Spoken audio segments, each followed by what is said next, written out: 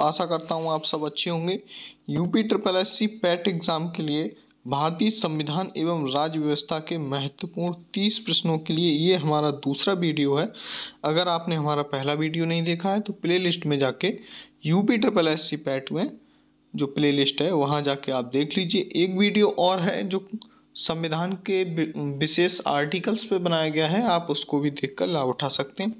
तो चलिए वीडियो को शुरू करते हैं। लेकिन वीडियो को शुरू करने से पहले अगर आप हमारे चैनल पर नए हैं तो प्लीज़ चैनल को सब्सक्राइब जरूर करें और वीडियो को लाइक करें। तो चलिए, ये बहुत ज़्यादा इम्पोर्टेंट प्रश्न है। इसमें से एक प्रश्न इन 30 में से ही आपके लिए यूपी ट्रिपल एससी पैट में मिल जाएगा, ये मेरी गारंटी है। एक प्रश्न इसमें 100% मिल जाएगा। चलिए पहला प्रश्न है, शुरू करते हैं। भारत में महिलाओं के लिए आरक्षण की व्यवस्था कहाँ है? विधानसभा में, मंत्रिमंडल में, पंचायती राज संस्थाओं में, लोकसभा में। तो जो इसका सही आंसर है वो पंचायती राज संस्थाओं में। देखिए, पंचायती राज संस्थाओं में 1/3 स्थान जो है महिलाओं के लिए आरक्षित है।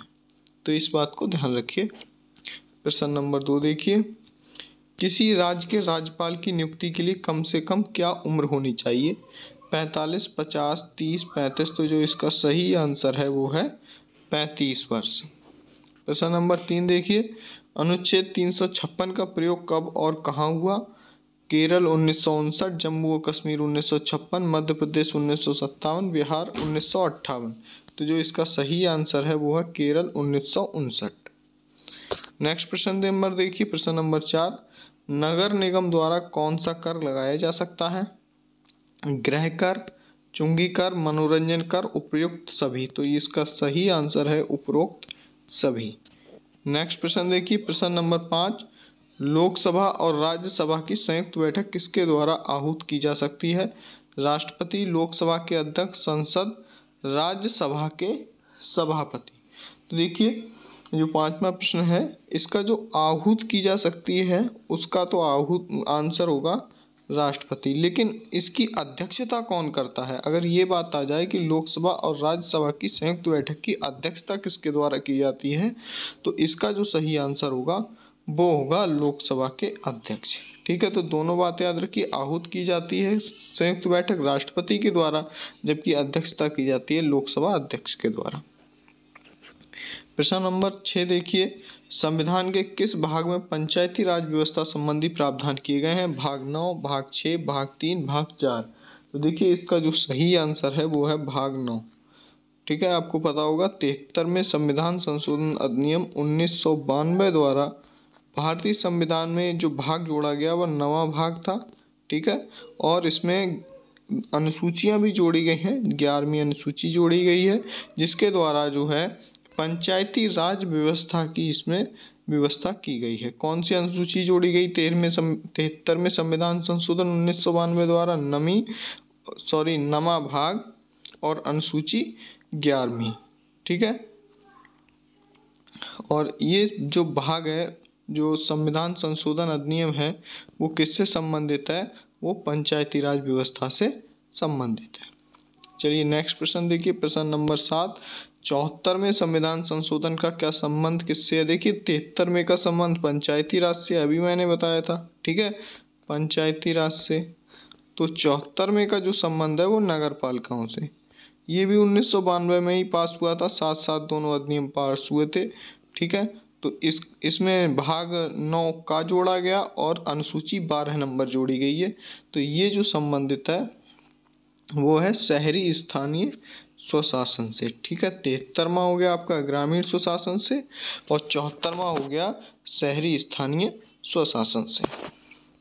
नेक्स्ट देखिए, प्रश्न नंबर 8, भारतीय संविधान में विधिका शासन का विचार कहाँ से लिया गया है? America, England, Switzerland, Ireland. तो जो सही आंसर है वो है इंग्लैंड से। विधिका शासन या संसदीय व्यवस्था इंग्लैंड से ली गई है। अमेरिका से मौलिक अधिकार लिए गए हैं। आयरलैंड से राज्य के नीति निर्देशक सिद्धांत लिए गए हैं। प्रश्न नंबर 9 देखिए, लोकसभा के चुनाव हेतु अधिसूचना कौन जारी करता है? ऑप्शन देखिए, भारत का निर्वाचन आयोग, राष्ट्रपति, गृह मंत्रालय, लोकसभा सचिवालय। तो इसका जो सही आंसर है वो है भारत का निर्वाचन आयोग। नेक्स्ट प्रश्न देखिए, प्रश्न नंबर 10, लोकसभा की कार्यवाही के प्रथम घंटे को क्या कहा जाता है? सार्वजनिक काल, विशेषाधिकार काल, शून्यकाल, प्रश्नकाल। तो इसका जो सही आंसर है वो है शून्यकाल। नेक्स्ट प्रश्न देखिए, चलिए प्रश्न नंबर 11 देखिए, भारत जो संविधान सभा ने राष्ट्रीय गान को अपनाया? 20 जनवरी 1950, 24 जनवरी 1950, 21 मई 1949, 13 नवंबर 1949। तो इसका जो सही आंसर है वो है 24 जनवरी 1950। नेक्स्ट प्रश्न देखिए, प्रश्न नंबर 12, किस देश के संविधान से मौलिक कर्तव्यों को लिया गया है? Germany, United kingdom, USA, USSR. देखिए आपको यहाँ पे दिक्कत हो सकती है, लेकिन सही आंसर यूएसएसआर है, जिसे वर्तमान में रूस या रसिया के नाम से जाना जाता है। जबकि पूर्व में जब ये बहुत सारे देशों का संगठन था तो इसे यूएसएसआर के नाम से जाना जाता था। एक बात यहाँ और बता दूं, मौलिक कर्तव्य जो थे जब संविधान बना तो उस समय शामिल नहीं थे, लेकिन इनके लिए अलग से 42वें संविधान संशोधन अधिनियम, ठीक है, 1976 के द्वारा व्यवस्था की गई और एक समिति बनी, स्वर्ण सिंह समिति। कौन सी? स्वर्ण सिंह समिति। उसकी सिफारिश पर भारतीय संविधान में जो है मौलिक कर्तव्यों को शामिल किया गया। और एक बात और ध्यान रखिए, वर्तमान में कुल 11 मौलिक कर्तव्य हैं। नेक्स्ट प्रश्न देखिए, प्रश्न नंबर 13, राज्यसभा में होने वाली सभाओं की अध्यक्षता कौन करता है? तो इसका जो देखिए सही आंसर मैं बता दे रहा हूँ, इसका सही आंसर है ए, उपराष्ट्रपति।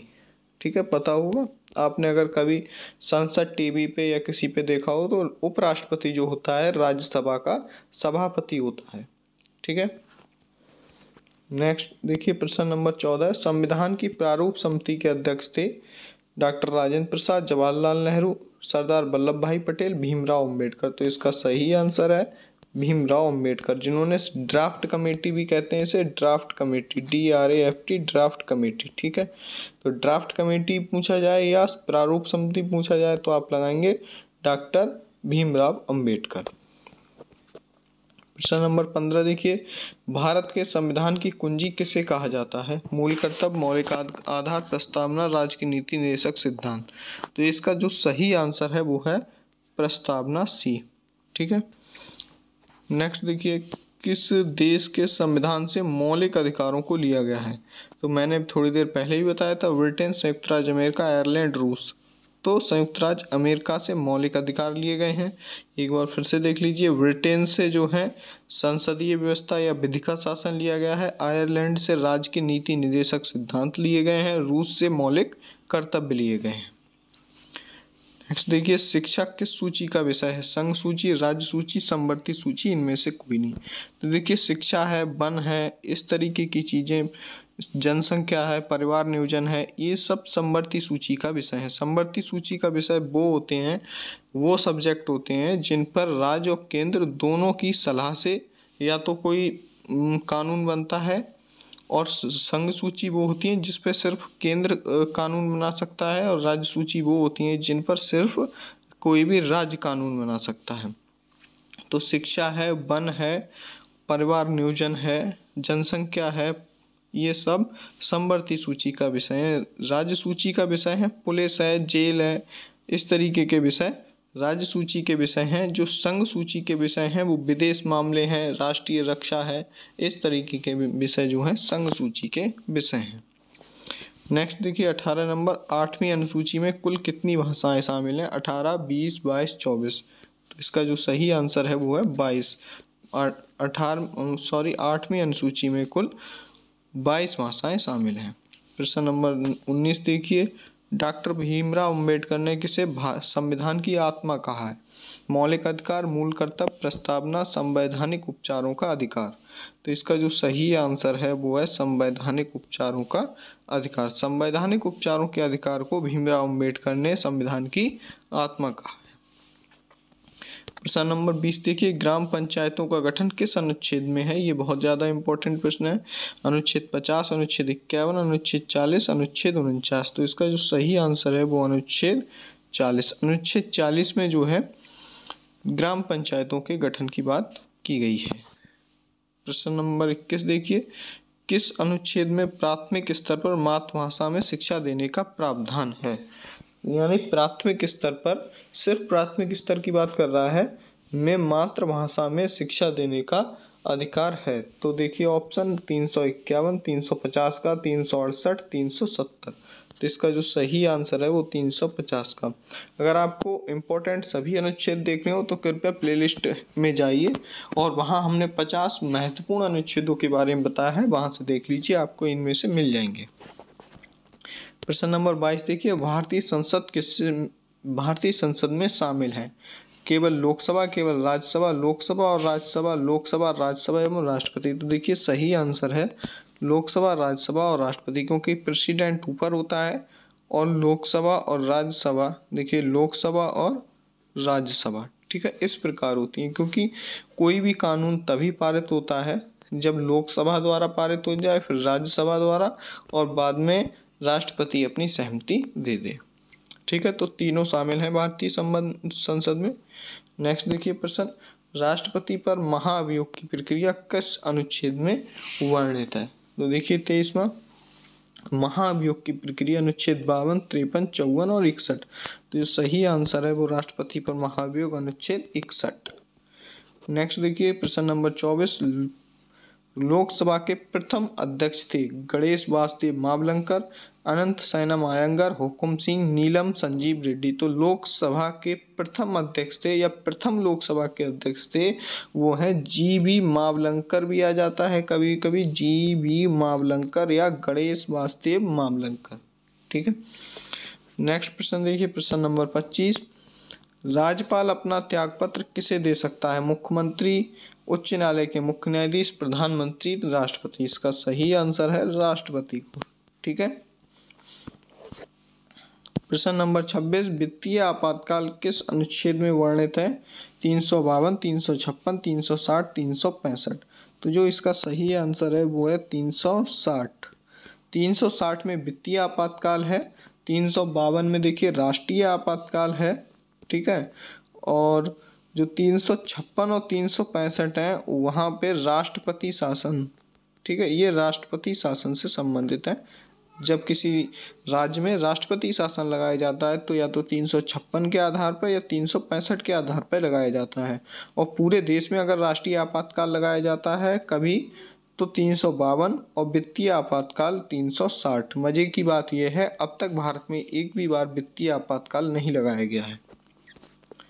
प्रश्न नंबर 27, भारतीय संविधान सभा द्वारा राष्ट्रीय ध्वज के प्रारूप को कब अपनाया गया? 22 जुलाई 1947, 15 अगस्त 1947, 24 जनवरी 1950, 26 जनवरी 1950। तो देखिए इसका जो सही आंसर है वो है 22 जुलाई 1947। नेक्स्ट देखिए, संसद में प्रश्नकाल के ठीक बाद के समय को क्या कहा जाता है? प्रश्न नंबर 28। तो इसका सही आंसर है शून्यकाल। प्रश्न नंबर 29 देखिए, सबसे बड़ी संसदीय समिति है प्राक्कलन समिति, लोक लेखा समिति, सरकारी उपक्रमों की समिति, कार्य मंत्रणा समिति। तो देखिए इसका सही आंसर है वो प्राक्कलन समिति। देखिए प्राक्कलन समिति में कुल 30 सदस्य होते हैं, ठीक है। लोक लेखा समिति में 15 सदस्य लोकसभा से और 7 सदस्य राज्यसभा से होते हैं। सरकारी उपक्रमों की समिति में 15 सदस्य लोकसभा से, 7 सदस्य राज्यसभा से होते हैं। कार्य मंत्रणा समिति में 15 सदस्य होते हैं। तो जो सबसे बड़ी समिति है वो है प्राक्कलन समिति, एस्टीमेट कमेटी। आखिरी प्रश्न है, शिक्षा का अधिकार किस अनुच्छेद के अंतर्गत मौलिक अधिकार है? 20, 21, 21 का और अनुच्छेद 22। तो इसका जो सही आंसर है वो है अनुच्छेद 21 का। ये शिक्षा का मौलिक अधिकार पहले शामिल नहीं था जब संविधान बना था, लेकिन बाद में 86 में संविधान संशोधन अधिनियम 2002, इसको याद रखिए, इसके द्वारा संविधान में एक अनुच्छेद 21 का जोड़ा गया और जिसके द्वारा जो शिक्षा का अधिकार है उसे मौलिक अधिकार बना दिया गया। तो आशा करता हूँ आपको वीडियो अच्छा लगा होगा। मिलते हैं नेक्स्ट वीडियो में, तब तक के लिए जय हिंद, वंदे मातरम।